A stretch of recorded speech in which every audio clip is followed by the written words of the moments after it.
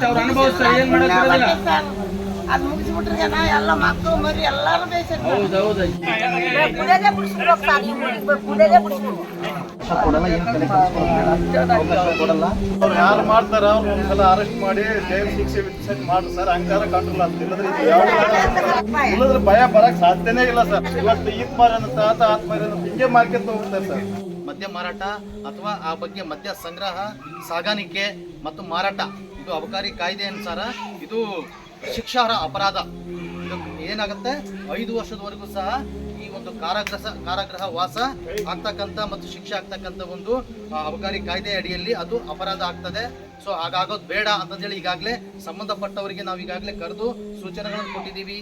ಪರಿಶೀಲನೆ ದಾಳಿ ಮಾಡಿದ ಸಂದರ್ಭದಲ್ಲಿ ಸಹ ಸಾಕಷ್ಟು ಒಂದು ಎಚ್ಚರಿಕೆಗಳನ್ನ ಸೂಚನೆ ಕೊಟ್ಟಿದ್ದೀವಿ. ಇನ್ನು ಮುಂದಾದರೂ ಸಹ ಅವರು ತಿದ್ದುಕೊಂಡು ಅದನ್ನು ಬಿಡ್ತಾರೆ ಅನ್ನೋದು ಒಂದು ನಮ್ಮ ಒಂದು ಆಶೆ ಇದೆ. ಬಿಟ್ಟರೆ ಅವ್ರಿಗೆ ಒಳ್ಳೆಯದು, ಬಿಡದೇ ಇದ್ರೆ ಕಾನೂನು ಪ್ರಕಾರ ಏನಿದೆಯಲ್ಲ ಆ ಕಾರ್ಯವನ್ನು ಇಲಾಖೆ ಕೈಗೊಳ್ಳುತ್ತದೆ.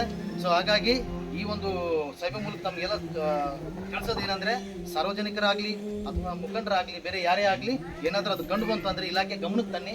ನಾವು ಆ ನಿಟ್ಟಿನಲ್ಲಿ ಕಾರ್ಯ ಮಾಡಲಿಕ್ಕೆ, ಕರ್ತವ್ಯ ಮಾಡಲಿಕ್ಕೆ ನಾವು ಸದಾ ಸಿದ್ಧರಿದ್ದೀವಿ ಅಂತ ನಾವೆಲ್ಲ ಹೇಳ್ತಾ ಮತ್ತು ಈ ಮೂಲಕ ಭರವಸೆ ಕೊಡ್ತಾ ಸಂಬಂಧಪಟ್ಟವರಿಗೆ ಈ ಮೂಲಕ ಇನ್ನೊಮ್ಮೆ ನಾನು ಎಚ್ಚರಿಕೆಗಳನ್ನ ಸೂಚನೆ ಏನು ಕೊಡ್ತೀನಿ ಅಂದರೆ, ಯಾವುದೇ ಕಾರಣಕ್ಕೂ ಅಕ್ರಮವಾಗಿ ಮದ್ಯದ ದಾಸ್ತಾನವನ್ನು ಮಾಡಂಗಿಲ್ಲ, ಸಾಗಾಣಿಕೆ ಮಾಡಂಗಿಲ್ಲ, ಮಾರಾಟ ಮಾಡಂಗಿಲ್ಲ, ಮುಂದುವರೆದು ಕೂತು ಸೇವನೆ ಮಾಡೋಕ್ಕೂ ಸಹ ಅವಕಾಶ ಇರೋಲ್ಲ ಕಾಯ್ದೆ ಅನುಸಾರ. ಹಾಗಾಗಿ ದಯವಿಟ್ಟು ಯಾರು ಅದರಲ್ಲಿ ಇನ್ವಾಲ್ವ್ಮೆಂಟ್ ಆಗೋದು ಬೇಡ. ಸೊ ಇದು ಕೊನೆಯಾಗಬೇಕು.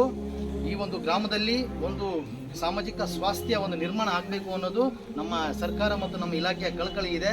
ಸೊ ಆ ನಿಟ್ಟಿನಲ್ಲಿ ನಾವು ಕಾರ್ಯಪ್ರವೃತ್ತರಾಗ್ತಾ ಇದ್ದೀವಿ ಮತ್ತು ಕೆಲಸ ಮಾಡ್ತಾ ಇದ್ದೀವಿ. ಅದಕ್ಕೆ ಊರಿನ ಮುಖಂಡರ ಮತ್ತು ನಮ್ಮ ಯುವಕರಿದ್ದಾರೆ ಅವರ ಹಾಗೂ ಸಾರ್ವಜನಿಕರೆಲ್ಲ ಸಹಕಾರ ತೀರಾ ಅತ್ಯಗತ್ಯ ಅಂತ ಹೇಳ್ತಾ ನನಗೆ ಅವಕಾಶ ಕೊಟ್ಟಿದ್ದಕ್ಕೆ ಎಲ್ರಿಗೂ ಸಹ ಧನ್ಯವಾದಗಳು. ನಮಸ್ಕಾರ.